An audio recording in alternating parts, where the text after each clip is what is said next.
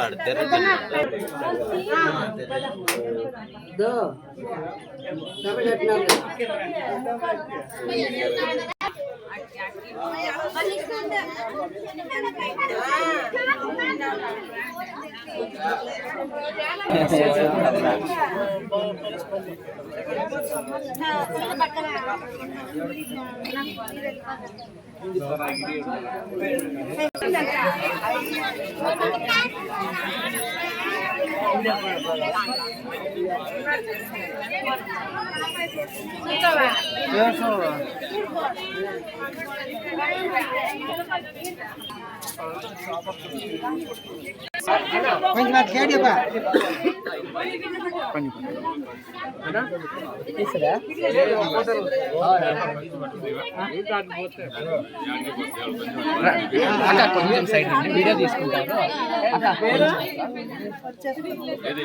మీకు వీడియో పెడతాను. నా దగ్గర వచ్చింది. అవునా? దీపం తీసిన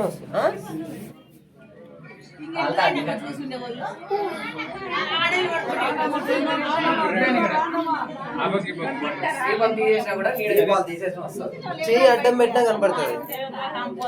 అడ్డం పెట్టు, అడ్డం పెట్టు.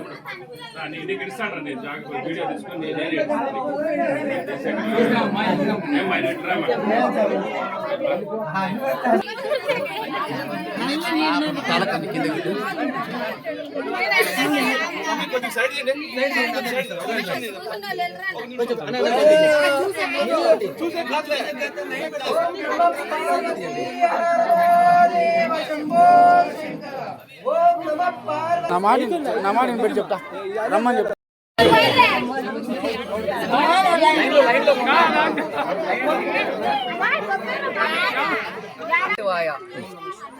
ఈరోజు పౌర్ణమి, ముక్కోటి ఏకాదశి. ఈరోజు మొత్తం అంతా ఆరుద్ర నక్షత్రము, మూడో కలియక రోజున మా శివ బృందం అంతా కలిసి ఈరోజు అభిషేకాలు విశేషంగా నిర్వహించాము. అందుకు ఫలితంగా మాకు శివయ్య నాగరూపంలో దర్శనమిచ్చాడు. ఇది మా అందరి అదృష్టంగా కోరుకుంటున్నాము. ప్రతి ఒక్క జనాలు వచ్చి దర్శనం చేసుకోవాలని మరీ కోరుకుంటున్నాము.